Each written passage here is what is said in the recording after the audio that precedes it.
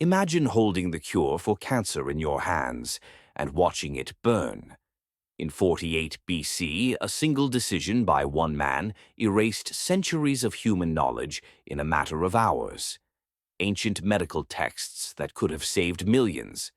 Mathematical formulas we're only rediscovering now.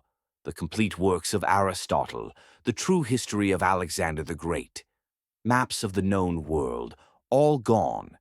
This is the story of the greatest crime against humanity ever committed, the day we burned our own future. It began with a dream. In 331 BC, Alexander the Great stood on the coast of Egypt and envisioned something the world had never seen, a city where East met West, where knowledge flowed like water, where every scholar, philosopher, and scientist could gather to unlock the secrets of the universe. He called it Alexandria. He would never live to see it completed. But what his successors built there would change civilization forever. The Library of Alexandria wasn't just a building, it was humanity's first hard drive. The Ptolemaic kings who ruled Egypt after Alexander became obsessed with collecting every book, every scroll, every scrap of knowledge from the known world. They sent agents to every port. They copied manuscripts from visiting ships before returning them. They offered gold for rare texts. Scholars came from Greece, Persia, India, and beyond. At its peak, the library held over 700,000 scrolls, the complete works of Homer, Sophocles, Euclid, Archimedes, medical texts from Hippocrates, star charts from Babylon. It was Wikipedia, Google, and the Library of Congress, all rolled into one. This is where Eratosthenes calculated the circumference of the Earth and got it right to within 2%, where Euclid wrote the elements, the foundation of all geometry, where Hero of Alexandria invented the first steam engine 1,700 years before the Industrial Revolution, where astronomers mapped the stars with accuracy that wouldn't be matched until the Renaissance. They didn't just preserve knowledge, they created it. And then it all burned. 48 BC, Julius Caesar arrived in Alexandria, chasing his rival Pompey through the streets of Egypt. He found himself caught in a civil war between Cleopatra and her brother. Trapped in the palace quarter with just 4,000 men against an entire Egyptian army, Caesar made a desperate tactical decision. He ordered his soldiers to set fire to the Egyptian fleet in the harbor to prevent it from being used against him. The fire spread. Fast, the wind carried burning embers from the harbor into the city. Wooden roofs caught fire. Then the warehouses. Then the unthinkable. Ancient sources describe flames reaching the sky, consuming the district where the library's annexes stored thousands of scrolls waiting to be catalogued. Scholars ran into the burning buildings, trying to save what they could. Some never came out.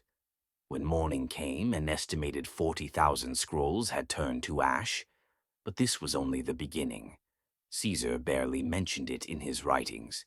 To him, it was collateral damage, a military necessity.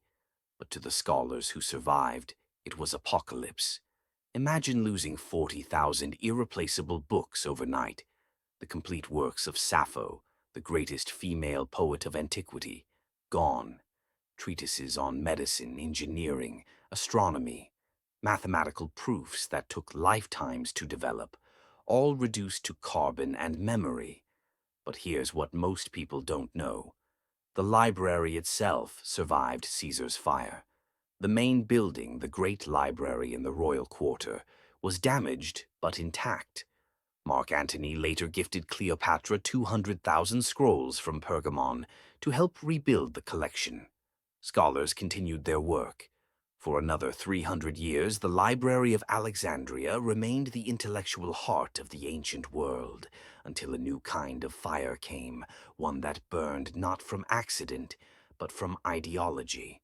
By the 3rd century AD, the Roman Empire was crumbling. Alexandria became a battleground between emperors, rebels, and religious factions. In 270 AD, Emperor Aurelian's forces destroyed much of the Brutian Quarter, where the royal library stood, during a brutal siege. More scrolls burned, more knowledge lost, but the smaller daughter library in the Temple of Serapis survived, still holding tens of thousands of texts. It would be religion, not war, that delivered the final blow. 391 AD. Christianity had become the official religion of Rome. The old pagan temples were seen as centers of heresy.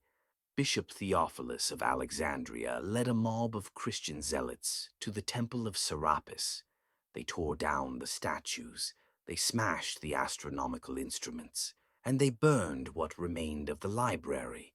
Eyewitnesses described monks and citizens throwing scrolls onto bonfires, celebrating as the pagan lies turned to smoke.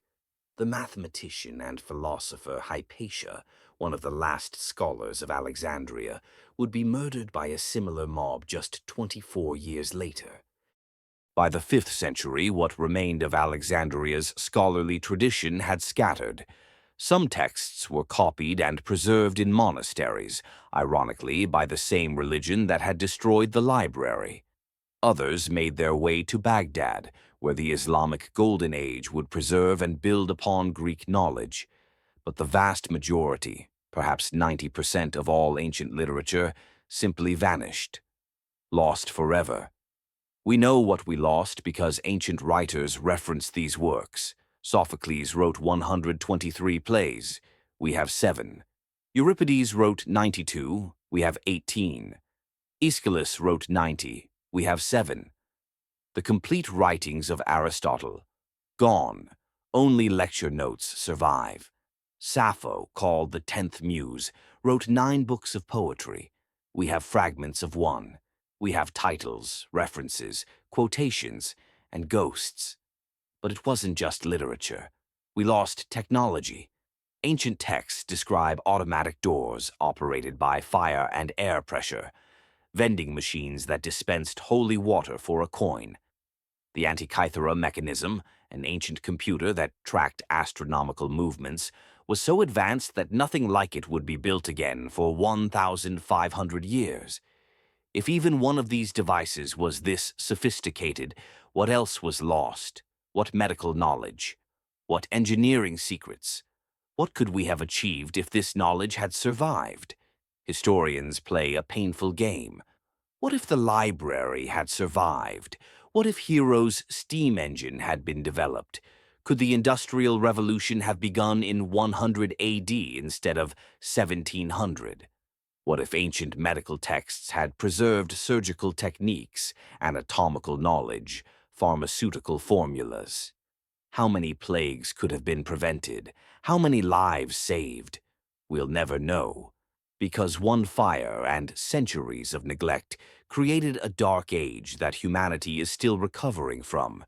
Today, nothing remains of the Library of Alexandria, not a single stone, not one scroll.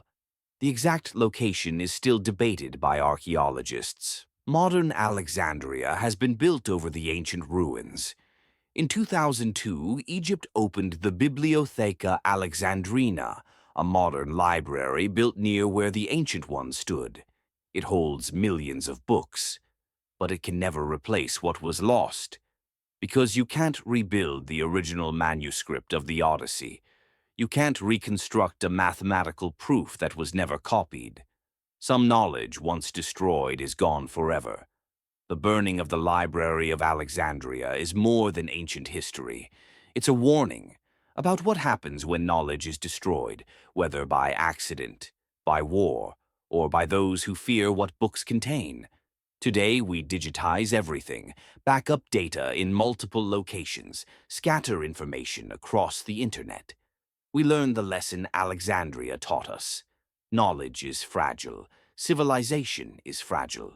One fire, one flood, one zealot with a match, and centuries of human achievement can vanish in an afternoon.